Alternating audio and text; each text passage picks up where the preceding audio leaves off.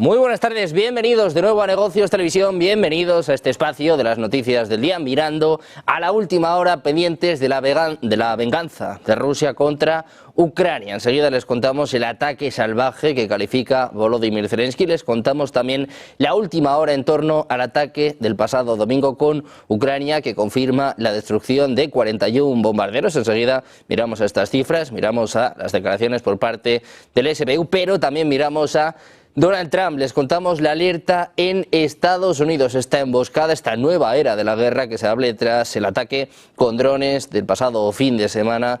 También está desatando los temores en Estados Unidos. Enseguida miramos a Donald Trump, miramos también a Oriente Medio y ponemos el foco en la OTAN, en los nuevos ejercicios militares que han comenzado en las últimas horas. Muchas noticias, muchas cuestiones que ver en los próximos minutos, pero empezamos mirando a la última hora. Empezamos contándoles que Estados Unidos espera que Rusia pueda lanzar un ataque importante y significativo contra Ucrania en los próximos días, después de que Kiev atacara varios aeródromos rusos. Rusia podría incluso utilizar misiles balísticos de alcance intermedio. La inteligencia de Estados Unidos todavía no ha determinado que podría atacar Rusia, pero los funcionarios piensan que Moscú podría reanudar los ataques con aviones no tripulados contra objetivos civiles o atacar la red eléctrica. El New York Times, citando a funcionarios de Estados Unidos, escribe que Kiev no notificó a Washington con antelación de que las fuerzas asociadas con el Servicio de Seguridad de Ucrania estaban planeando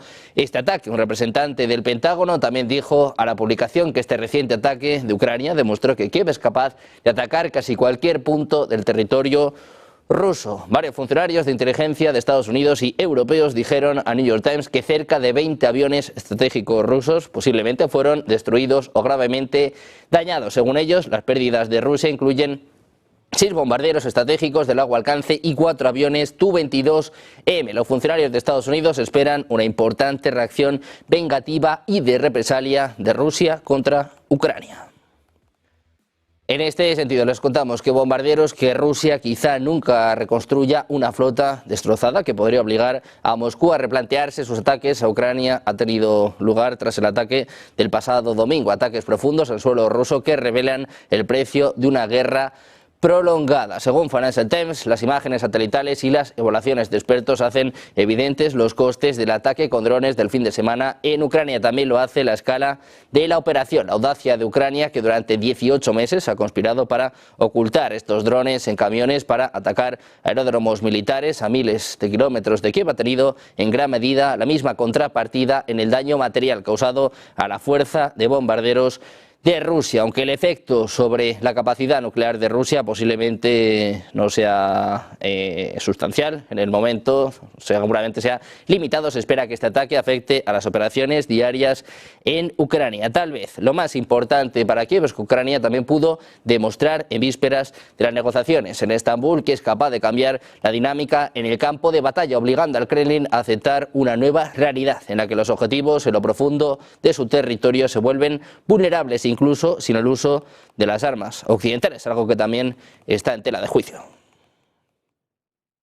Mientras tanto, Vladimir Putin ha expuesto sus demandas tanto de un alto el fuego como de poner fin a la guerra en Ucrania. Negociadores rusos presentaron un memorándum en una segunda ronda de negociaciones directas con Ucrania en Estambul. La primera sección del documento contenía los parámetros básicos de un acuerdo final propuesto con Moscú. Estipula que Ucrania debe retirar sus tropas de 4 regiones orientales que Rusia ha conquistado y que debe concederse el reconocimiento internacional de la soberanía rusa sobre ellas y sobre Crimea. Ucrania también debe comprometerse a limitar el tamaño de su ejército, así como a mantener una neutralidad permanente y a no tener tropas extranjeras desplegadas en su territorio. Hemos propuesto en concreto un alto el fuego para 2 o 3 días en algunos sectores del frente. Esto va a ser organizado por nuestros especialistas militares para que se realiza un alto el fuego concreto con el cese de las acciones de los drones. Esto se hace para que los comandantes puedan recoger los cuerpos de sus soldados. Ahora hace calor y la situación sanitaria es mala. También les contamos que la reunión de Putin con Trump y con Zelensky es prácticamente imposible ahora. Es lo que apuntaba el portavoz del Kremlin, Dmitry Peskov, comentando los ataques con drones del domingo contra bases aéreas rusas y las explosiones en tramos ferroviarios del país que causaron numerosas víctimas, así como el trabajo del presidente ruso Vladimir Putin en relación a los eventos de aquella jornada. Contaban que Putin recibió información sobre todo lo sucedido en línea. Además, recordó que el Comité de Investigación de Rusia ha iniciado una investigación sobre lo ocurrido. Hubo una declaración correspondiente por parte del Ministerio de Defensa. Por lo tanto, decía Peskov, propongo esperar los resultados de la investigación y centrarnos en el contenido de la declaración del Ministerio de Defensa ruso. Precisamente mirando estos ataques les contamos que las autoridades rusas han clasificado formalmente este martes como actos de terrorismo los recientes atentados contra la infraestructura ferroviaria en las regiones de Briansk y Kursk tras las explosiones mortales ocurridas entre el 31 de mayo y el 1 de junio. La Dirección General de Investigación del Comité de Investigación de Rusia ha clasificado los atentados con bombas en tramos de la estructura ferroviaria y de puentes en las regiones de Briansk y de Kursk como actos terroristas. Es lo que declaraba a la prensa la portavoz del Comité de Investigación, Svetlana Petrenko. Dice que es evidente que los terroristas, siguiendo instrucciones de que planearon todo con la máxima precisión para que cientos de civiles resultaron heridos. Según los investigadores, 7 personas murieron y otras 113 resultaron heridas. Mientras tanto, el ejército ruso ha reivindicado este martes la captura de una nueva aldea en la región de Sumy, al noreste de Ucrania, fronteriza con Rusia. Ucrania afirma temer una gran ofensiva, mientras que Moscú afirma que quiere establecer una zona de seguridad para evitar incursiones en su territorio. En un comunicado, el Ministerio de Defensa ruso afirmó que sus tropas habían liberado Andrivka, una localidad situada a unos 5 kilómetros al sur de la frontera rusa y a unos 25 kilómetros al norte de la ciudad de Sumy, la capital regional. Por su parte, la Embajada de Rusia en Reino Unido ha descartado ser una amenaza para el país. Ha negado que existan planes para atacar próximamente territorio británico, al tiempo que acusa al gobierno del primer ministro de Keir Starmer de culpar a la agresión rusa de sus fracasos económicos. La alegación diplomática ha señalado que no existe intención alguna de cometer ciberataques o agresiones contra Reino Unido. Acusa a Londres de diseminar una retórica contraria a Rusia. Dice que parece ser que el tráfico pacífico de buques rusos a través del Canal de la Mancha interfiere de alguna forma con el trabajador y el pueblo británico. A esto se suma que el ministro de Defensa, John Healey, ha acusado a Rusia de cometer ataques diarios sin especificar contra el país, es lo que recoge el texto. En este sentido, la misión rusa ha rechazado categóricamente estas acusaciones falsas. Dice que es lamentable que tras reemplazar a los conservadores, los laboristas sigan inventándose las mismas excusas rusófobas en un intento por enmascarar su ineptitud y justificar su aumento del gasto militar. Afirma que se trata de una política orwelliana. También miramos a Volodymyr Zelensky. Dice que el salvaje ataque de Rusia a Sumy muestra la necesidad de más sanciones contra el Kremlin. Es lo que afirma el presidente ucraniano. Decía, es obvio, sin presión global, sin acciones decisivas de Estados Unidos, Europa y todos los que tienen poder en el mundo, Putin ni siquiera aceptará un alto el fuego. No pasa ni un solo día, dice Zelensky, sin que Rusia ataque ciudades y pueblos ucranianos. Cada día perdemos a nuestro pueblo a manos del terror ruso. Cada día Rusia ofrece nuevas razones para endurecer las sanciones y reforzar el apoyo a nuestra defensa. Precisamente les contamos que Ucrania pone sobre la mesa una nueva oferta. Sigue hablando de una reunión trilateral. Putin, Zelensky y Donald Trump. El Kremlin ya se ha negado. Este era el mensaje de Rustem Umerov. The third point in our agenda is a meeting of leaders. We firmly believe that all key issues can only be solved at the level of leaders. And the leaders' meeting could be with possible involvement of other leaders, such as President of the United States. And we think that further work between delegations makes sense if it is aimed at preparing the leaders' meeting. We propose to Russian side to hold a meeting by the end of this month, from 20th to 30th of June. This is crucial for making progress in negotiations process. Precisamente en Ucrania, el Servicio de Seguridad, el SBU, ha dicho este martes que había atacado con explosivos el puente ferroviario y de carretera que une a Rusia con la península de Crimea por debajo del nivel del agua. El SBU dijo en un comunicado en Telegram que había utilizado 1.100 kilogramos de explosivos que fueron detonados temprano en la mañana, dañando pilares submarinos del puente, una ruta de suministros clave para las fuerzas rusas en Ucrania. El ataque a pequeña escala, perpetrado por el SBU esta madrugada, supuestamente involucró 1.100 kilogramos de explosivos colocados de forma encubierta bajo su base meses atrás. Las autoridades rusas, por cierto, han informado de que se han reanudado este martes la circulación por el puente de Crimea que une la península con la Rusia continental, tras un cierre de 2 horas y media efectuado después de que el SBU asegurara haber dañado sus cimientos en una operación especial. Decía el comunicado que la circulación por carretera en el puente de Crimea se ha reanudado, es lo que indica el Centro de Información sobre Tráfico Vial, citado por agencias rusas. Esta fue la segunda interrupción del tráfico de este martes, después de que el acceso al puente fuese cerrado desde las 6 hora local hasta poco después de las 9. Mirando a Ucrania, les contamos que el Estado Mayor ucraniano ha confirmado este martes que un total de 41 aviones rusos fueron destruidos en el ataque con drones llevado a cabo el pasado domingo contra bases aéreas de la retaguardia rusa por parte del Servicio de Seguridad de Ucrania. En su primer parte del día sobre las pérdidas de Rusia, el Estado Mayor había hablado de 12 aviones rusos destruidos. Sin embargo, dice que después de procesar información adicional de varias fuentes y verificarla, lo que ha llevado un cierto tiempo, dice que informan de que el total de pérdidas de los rusos alcanzan los 41 aviones, incluyendo bombarderos estratégicos y otros tipos de aviones. Es lo que se lee en un comunicado publicado por el Estado Mayor para actualizar el balance. El SBU atacó el domingo varios aeródromos militares rusos con drones escondidos en camiones aparcados cerca de esas bases que fueron activados a distancia. Mientras tanto, mirando a Estados Unidos, les contamos que la emboscada este domingo con aviones no tripulados ucranianos a una base aérea rusa a más de 3.000 millas de la línea del frente ha intensificado un creciente debate entre analistas militares de Estados Unidos sobre la opción de un ataque similar lanzado desde buques mercantes chinos atracados en puertos estadounidenses. El escenario ha suscitado el escrutinio de legisladores y analistas de seguridad tras la confirmación de que COSCO Shipping, el gigante naviero estatal chino, opera en puertos clave de Estados Unidos, a pesar de haber sido designada por el Departamento de Defensa como empresa militar china. La cuestión es si se podrían ocultar drones o misiles de crucero en contenedores a bordo de estos buques, activarlos remotamente, otras la descarga y usarlos en un ataque preventivo. Dice que esta es una forma de ataque muy plausible en Estados Unidos, es lo que afirmaba Brian Clark, investigador principal del Instituto Hudson y exoficial de la Marina de Estados Unidos. Dice, eso sí, que el ataque tendría que superar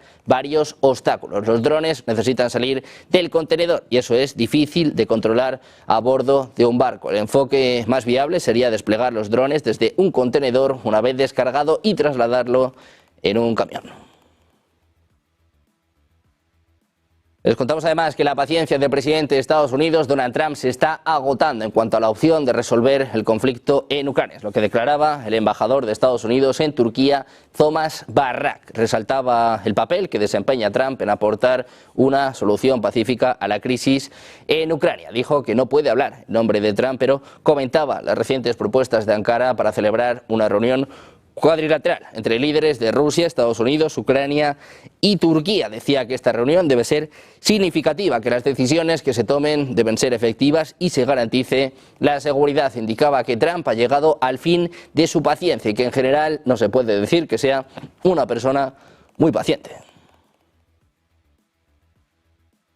Precisamente les contamos que varios partidarios del movimiento MAGA, es decir, del Make America Great Again, están condenando la operación ucraniana denominada Operación Telaraña en el marco del ataque de Kiev del pasado domingo sobre varios aeródromos militares rusos. Es lo que informa Axios. Según el medio, mientras Kiev y sus aliados elogiaron esta ofensiva, personas influyentes del movimiento MAGA expresaron sus dudas, incluso el enfado por el hecho de que las autoridades ucranianas no avisaran con antelación a Donald Trump de sus planes. Algunos representantes del MAGA tildaron este operativo de contraproducente para las conversaciones de paz que se celebraron en Estambul. También mostraron su preocupación ante lo que consideran un intento de Ucrania y de actores estadounidenses del Estado profundo de arrastrar aún más a Estados Unidos al conflicto. El influencer Jack Posobiec, afín a Donald Trump, estimaba este lunes en el programa de Steve Bannon que Joe Biden podría haber estado involucrado en esta operación, dado que la planificación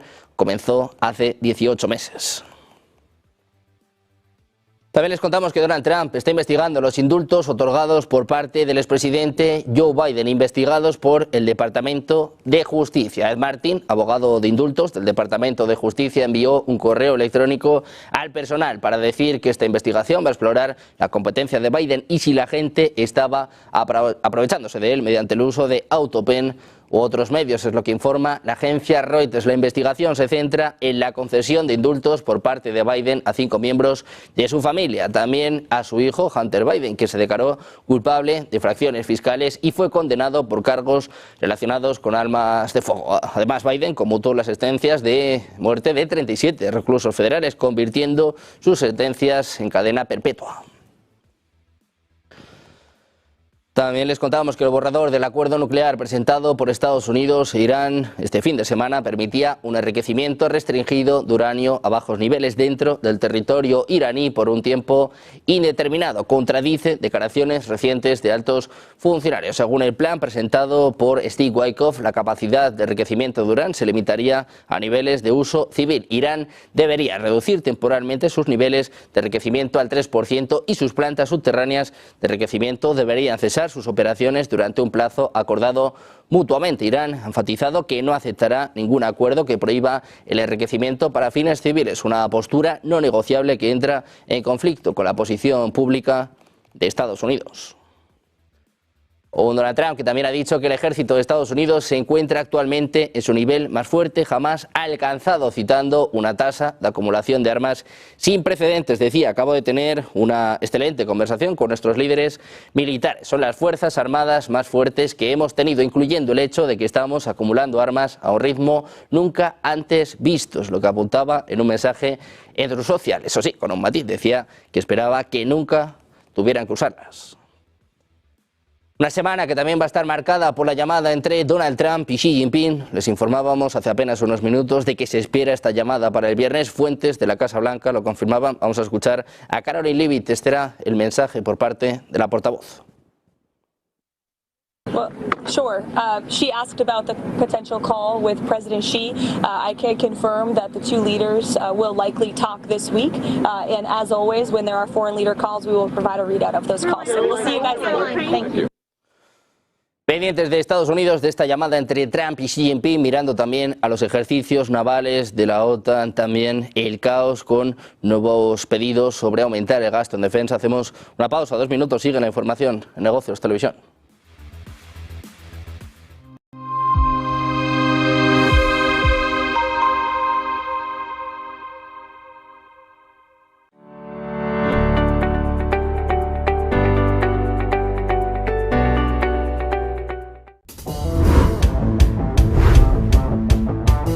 Buenos días, 8 de la mañana, ¿han desayunado bien? Si estás viendo esta cadena es que te gusta estar bien informado y te gustan mucho los mercados financieros.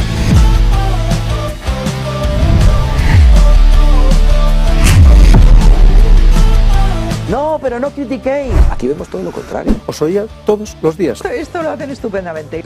Es un cachondeo. Pero lo que está claro es que ahora mismo... Traéis a invitados excepcionales. Good afternoon, Cathy Booth.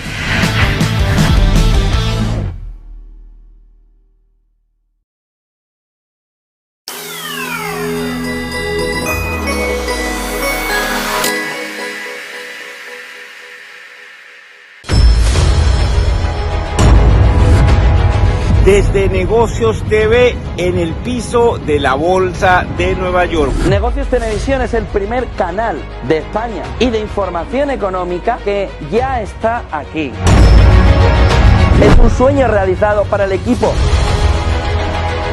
Toda la información que llevan otras cadenas en inglés, nosotros se las llevamos a ustedes en español. Aquí está Negocios Televisión. Próximamente quizás también estaremos en el Nasdaq. Buen día y buen negocio.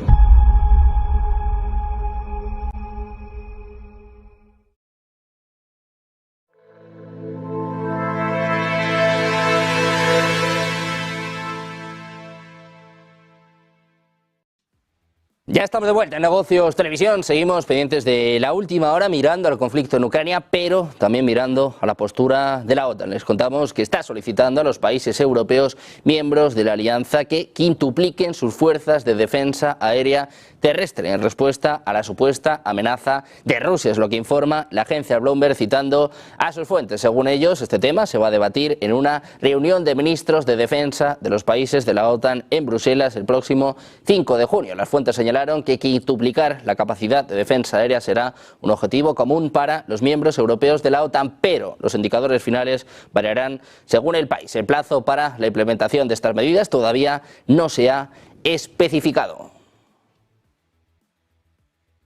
Precisamente mirando a la OTAN les contamos los nuevos ejercicios. La mirada se pone en el mar Báltico, Baltops, ojo, en un momento en el que Rusia también está haciendo maniobras militares. Nos lo cuenta nuestro compañero Enrique Castilla.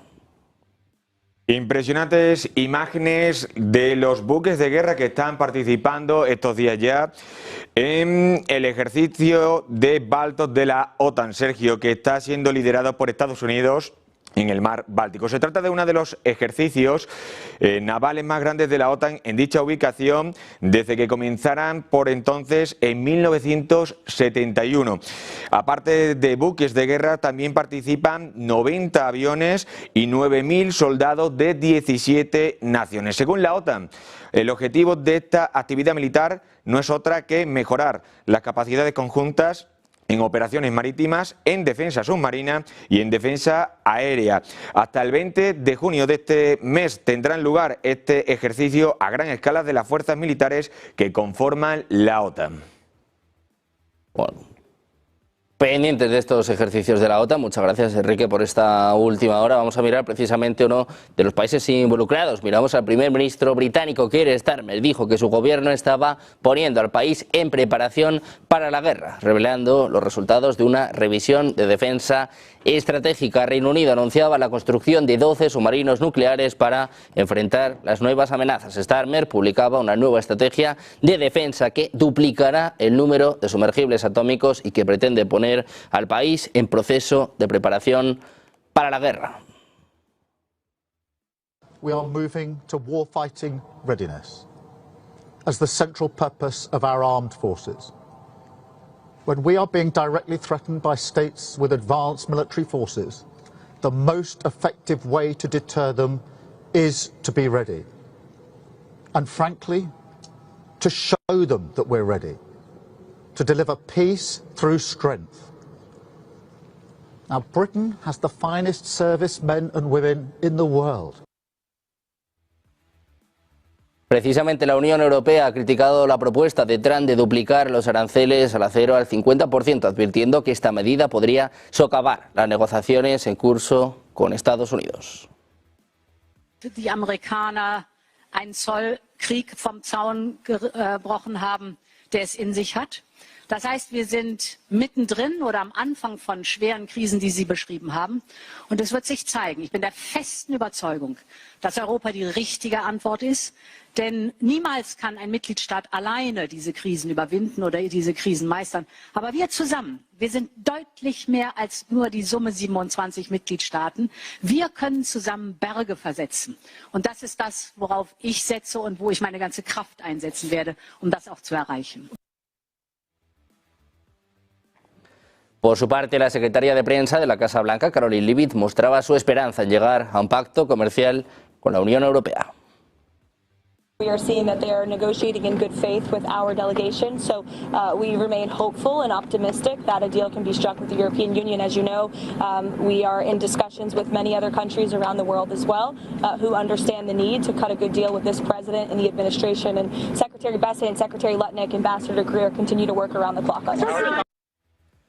Por su parte, el primer ministro polaco Donald Tusk anunciaba este lunes que se va a someter a una moción de confianza tras la derrota del candidato de su coalición en las presidenciales de este domingo. La declaración de Tusk se produjo a través de su cuenta oficial en X, donde reconocía la necesidad de reafirmar el respaldo parlamentario tras la victoria de Karol Nawrocki. Convocando esta votación, Tusk podría intentar demostrar la estabilidad de su coalición. También agradeció a los 20 millones de votantes que participaron, afirmando que las elecciones presidenciales no han cambiado ni cambiarán nada en la trayectoria de su gobierno. Decía, cooperaremos con el nuevo presidente. No es difícil predecir con antelación cuál será la actitud del nuevo presidente. Nawrocki declaró que no permitirá que continúe el dañino monopolio del poder de Donald Tusk, un poder que no se preocupa por las finanzas públicas y que roba sus sueños y aspiraciones. Tusk convoca una moción de confianza tras la victoria de Nawrocki. También les contamos que Wilders ha anunciado este martes que su partido abandona la coalición del gobierno de Países Bajos, en la que tenía mayoría y gobernaba junto a otras 3 formaciones, debido a diferencias en el debate para restringir las políticas contra el asilo. En un mensaje en X, Wilders anunciaba que sin modificación del acuerdo principal de gobierno, el PVV abandona la coalición, en referencia a su exigencia de agregar el acuerdo por el que se formó el gabinete en julio del año pasado, un anexo con un plan de 10 puntos con una serie de ideas para restringir la llegada de solicitantes de asilo a Países Bajos. Ese anexo lo hizo público Wilders el lunes de la semana pasada, lo que llegó acompañado de amenazas de romper el gobierno si no se logra en pocas semanas restringir el acceso de refugiados, cerrar las fronteras a los solicitantes de asilo y reforzar la vigilancia fronteriza con participación del ejército. También miramos a Irán. Les contamos que el ministro de Asuntos Exteriores iraní, Seyed Abbas Araghchi, hablando en un evento de firma de libros en el Líbano para el poder de la negociación, calificó la última propuesta de Estados Unidos como altamente ambigua. Enfatizó que Teherán no buscará el permiso de nadie para continuar el enriquecimiento de uranio en suelo iraní. Después de que Donald Trump prometiera no permitirlo. En este contexto, Estados Unidos escribió a los líderes iraníes solicitando negociaciones, pero es evidente que en tales circunstancias las conversaciones no pueden ser genuinas ni equitativas, se asemejan a negociaciones para una rendición, es lo que citaba la agencia de noticias Tasnim. El ministro señaló que más de 1 millón de iraníes dependen de medicamentos fabricados con combustible de reactor, insistiendo en que el enriquecimiento va a continuar, pero que no conducirá a un arma nuclear. Respecto a la última oferta de Washington, Araghchi dijo que contenía numerosas ambigüedades y preguntas sin respuesta. Agregó que Irán respondería en los próximos días basándose en intereses y principios nacionales. También miramos a Israel. El ministro de Defensa israelí, Israel Katz, ha nombrado este martes al coronel retirado Avichai Tanami como coordinador para el manejo de la actividad de los colonos extremistas en Cisjordania. Esta medida se produce tras la decisión de Katz en noviembre de poner fin a la detención administrativa de colonos judíos, una política que aún se aplica a los palestinos. Tanami, exoficial de Sayeret Batkal y educador, se va a centrar en los jóvenes de las colinas, activistas radicales involucrados en asentamientos ilegales y violencia contra los palestinos. Decía, como prometí, estamos implementando herramientas alternativas y normativas para abordar el fenómeno, en lugar de utilizar la medida draconiana de las órdenes de detención administrativa que cancelé para los colonos, ya las que me opongo completamente, es lo que apuntaba el ministro de Defensa israelí, citado por The Times of Israel. Pendientes de la última hora, mirando a la máxima tensión en Ucrania, la venganza de Rusia, mirando también a estos ejercicios navales de la OTAN. Hacemos una pausa, unos minutos, y enseguida el análisis geopolítico en Negocios Televisión.